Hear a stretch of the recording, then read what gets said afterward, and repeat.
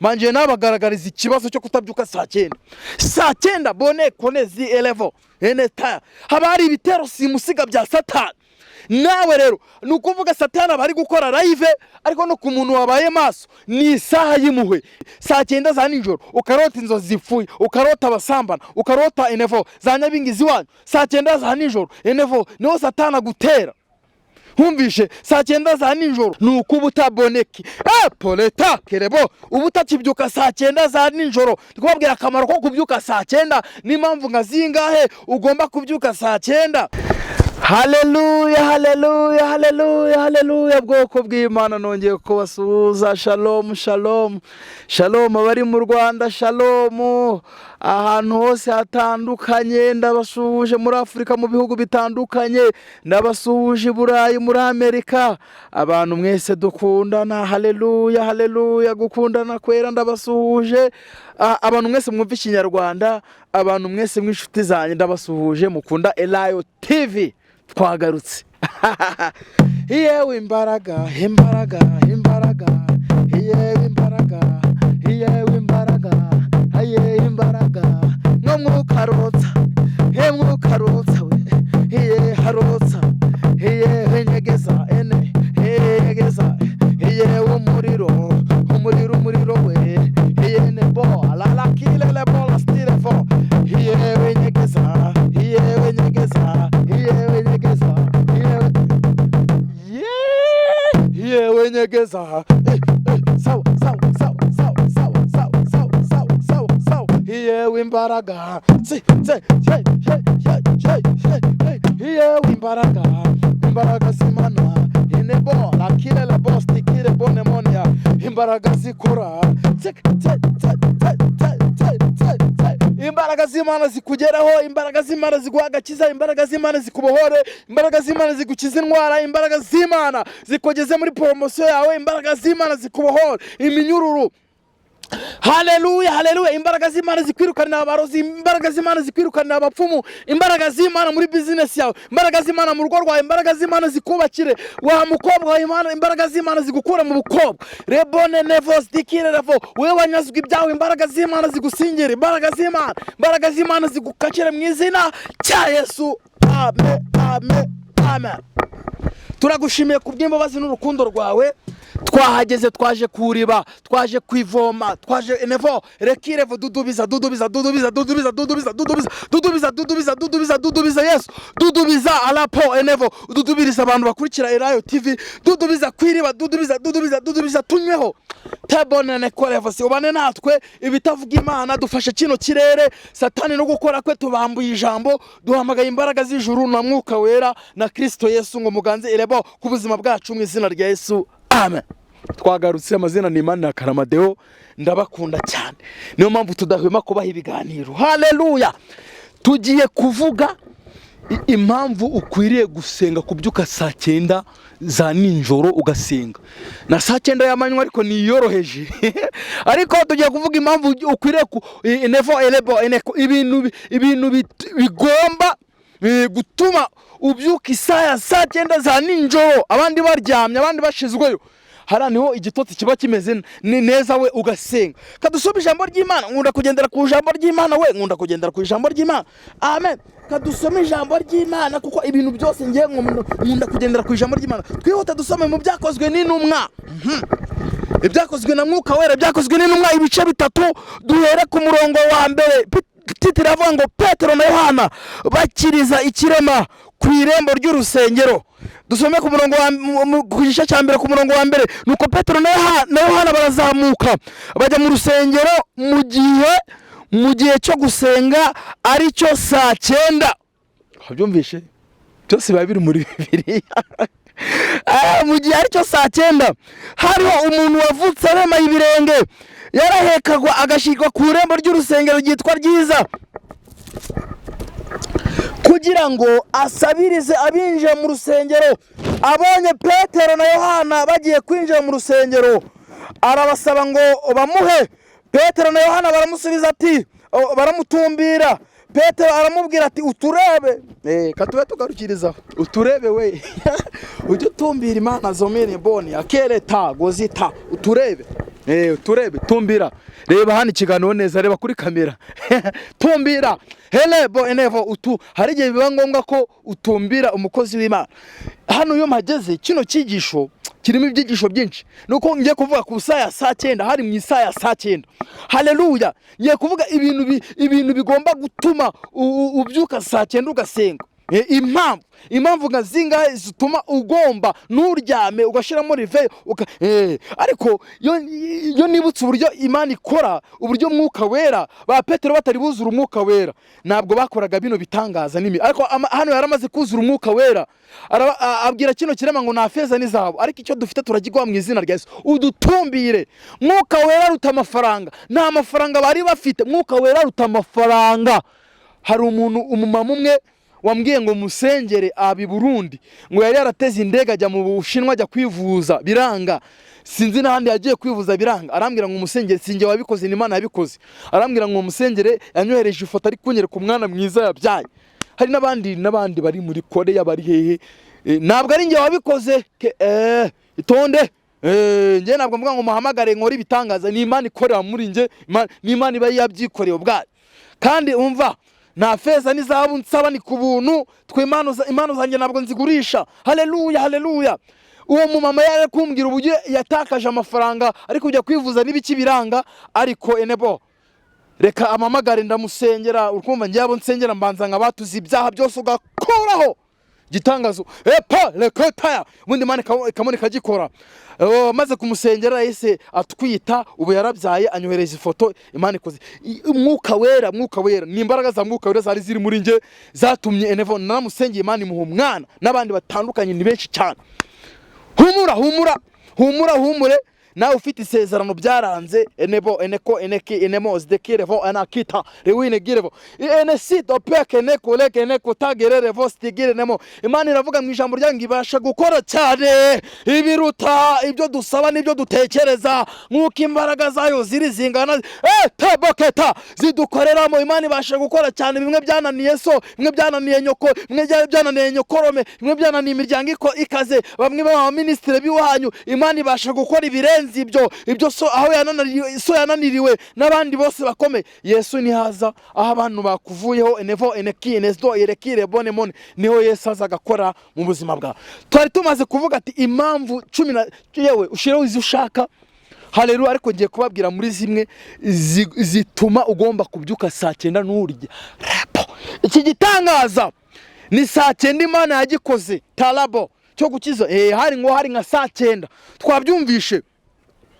Noneho Imana yigeze kuduhishurira ngo saa 9 turi gusenga ikibungo, twari turi mu nabayumbe twasenganaga abakozi b'Imana, turi gusengera ikibungo mu buvumo. Imana yadusobanurira uburyo saa 9 ibintu biba saa 9. Ubundi ngo mu masaa 8 twari turi gusenga nyine tujya mu mwuka, Imana iduha amakuru. Imana yatubwiraga inama, ikatubwira ati inama yabaye mu kwa 2, wenda tugeze nko mu kwa 2 tariki zingahe yigibi, iyobowe na Satani ku murongo w'ibyirwa, ikatubwira buri kimwe cyose. Ati Satani yahagurutse kugira ateza amadivorce, icyo igihe yari herutse kubitubwira. Ati mbese ikatubwira byose amadivorce mu ngo zira divorce burya umenye ko turi imbere y'Imana turi gusenga, ikatubwira amakuru byose, ubugingo ziri kugira, abakozi b'Imana kutumvikana, ibiki byose ikatubwira. Imana itubwira rero ati saa 9 burya, mbere yaho saa 8 ati haba hateranye inama y'abadayimoni. Inama y'abadayimoni rero ngiba yateranye kugira ishiri bitero mu isi. Wabyumvisha ibyo bintu? Mu masaa 8 za nijoro hateranye inama y'abadayimoni. None imyanzuro y'iyo nama yabaye, iyo myanzuro ishirwa mu bikorwa saa 9 za nijoro. Saa 9 za nijoro abantu benshi barapfa. Saa 9 za nijoro uduhinja nukumva turi kurira, ukumva abana babuze ibitotsi. Saa 9 za nijoro ukarota inzozi zipfuye, ukarota abasambana, ukarota enevo za nyabingizi wanyu. Saa 9 za nijoro enevo niho Satana gutera. Humvishe, saa 9 za nijoro ukarota usambana. Saa 9 za nijoro ukarota uri mu busekuro, abantu biwanyu bakera bapfuye bakwirukanga. Sa enebo ene aho ni wa muntu wahunikiriye abantu numva iyo turi gusengera abantu cyangwa turi kwatuza numva Imana iri kubatuza ati guhunikira nuko ubutaboneke poleta kerebo ubutakibyuka saa 9 za nijoro. Ndikubabwira akamaro ko kubyuka saa 9 n'impamvu ngazingahe ugomba kubyuka saa 9. Manje nabagaragariza ikibazo cyo kutabyuka saa 9. Saa 9 bone konezi elevo eneta habari ibitero simusiga bya Satani. Nawe rero nukuvuga Satani bari gukora live ariko no ku muntu wabaye maso ni isaha yimuhwe, isaha yo gukora kw'Imana. Nevo Imana saa 9 yaravuze, muri saa 9 Yesu yaravuze ngo birarangiye, umwenda ukingirije hera utabukamo kabiri, isi cura umwijima. Nevo saa 9 twinevo umwenda ukingirije hera watabutsemo, ubu nawe wakwisengera bikeme. Haleluya. Ariko bitanara gukunda hari abakozi b'Imana babisigiwe. Haleluya. Imana nabyo ijye byemera. Haleluya, haleluya, haleluya. Muri saa 9 amen habaye ibitangaza bikomeye cyane. Saa 9 ni sayimu na saa 9 y'amanywa ntabwo yoroshye, nawe ugiye uba mu maso sen ubuhozi byawe. Imana ibanevo ibiri gukora maso ko live saa 9. Haleluya, haleluya. Niba ushaka kuzura umwuka wera vuba, umva we kankurangire umuti.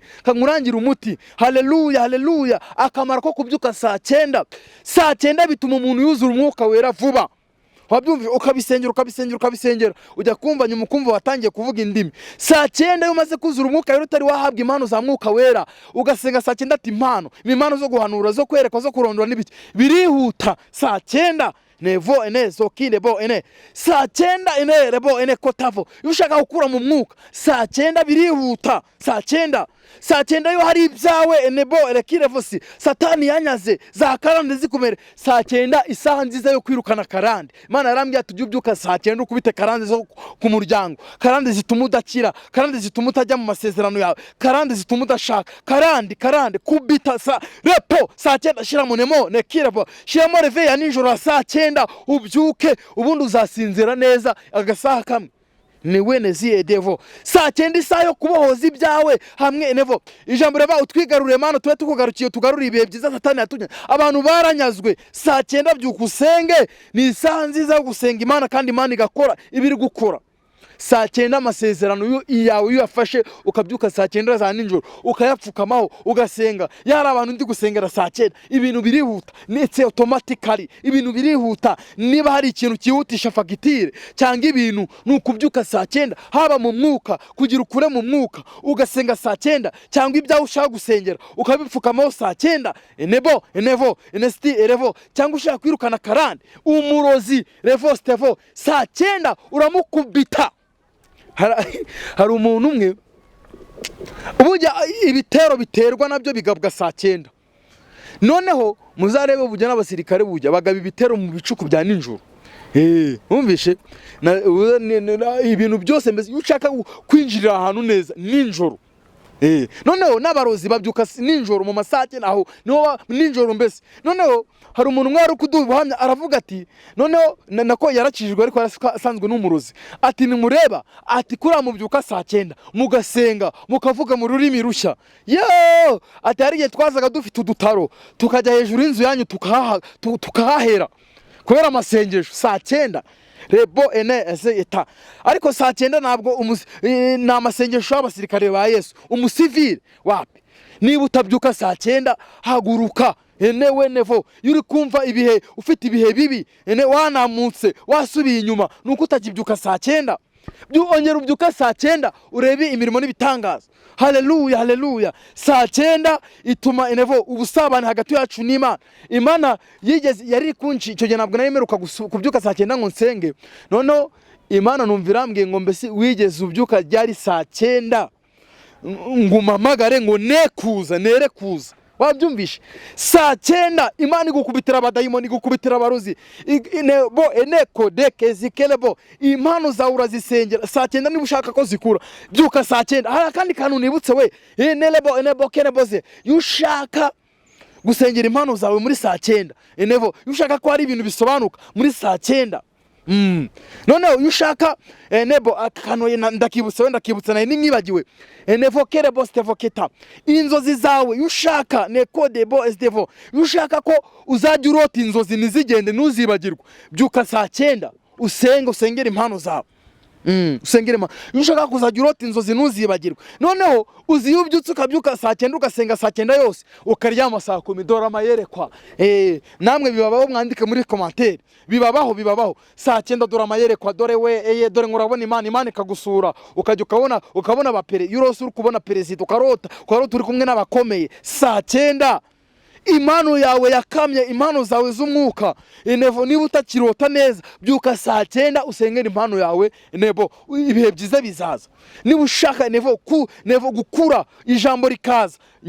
Ngenda byuka saa 9 ngasoma n'ijambo ry'Imana. Ngasenga, namara gusenga ngasoma ijambo ry'Imana. Imana igenda iri kuri nseseka, muri kuri nshiramo. Niyo mpamvu uri kubona ndivuga ndumuriro. Heta heta enemo elevo. Byuka saa 9 wewe wahunikiriye. Wewe wagabanyije ibihe byo gusenga. Saa 9 wisenze wumva imbaraga zije. Kwiriza ubusa bikongera bikagaruka. Saa 9 none nabyuka ngasenga saa 9 ngahita njya muri burakeye. Yewe dore umuriro nguraka we. Amavuta yaba ni yose. Icyo gihe muri rezo ndareba neza, ngakanura, ngazoominga neza. Niba ari ikintu Imana iri kunyereka ikakinyereka cyo. Tarakenebo imbaraga. Saa 9 y'ukubyuka ugasenga saa 9 uhabonera imbaraga. Imana igushiraho uburinzi, iguhindura umuriro. Nesti abarozi ntacyo bagutwara. N'abapfumu n'ibiki byose biraguhiga bigasanga wakoze uruzitiro rw'amaraso ya Kristo kuri wowe. Kubera niba utakibyuka saa 9 ongera ubyuke. Shiramo reveye nayindi ukubwira impamvu nkazingahe zigomba gutuma ubyuka saa 9 n'akamaro ko kubyuka saa 9. N'ibintu bibi ibintu bibi bikuza witabyuse saa 9. Udekirevo Mana nsengera abantu bawe bashoboje kubyuka saa 9, bashoboze kubyuka saa 9 bakabohoza ibyabo. Bakinjira muri gakondo. Nekidevo aba bose bahunikiriye basinzira bafite ibitotsi bababarire. Ongera ucaginga abantu, utanga imbaraga zo kubyusa bera saa 9. Ubundi twongere turiri itorero mu gusengera itorero igihugu n'ibindi saa 9. Uzarebe n'abantu baraye imbere y'Imana mu masengesho saa 9 ziragera bakibwiriza bakabohoza. Saa 9 n'ukubita abadayimoni, ugakubita abashidodi, ugakubita shitana.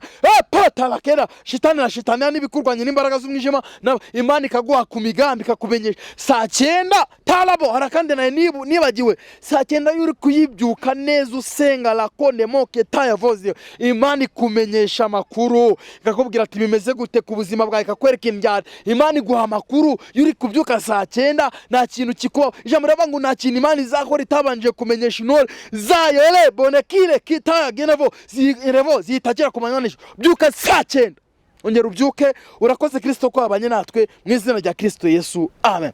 Nimero yanjye ni 0784 414 9984. Nitwa Imana Karamadeo. Mukomeze mudushyigikire kuri Elayo TV mu buryo bwose kugira bino biganiro bijye biboneka byose.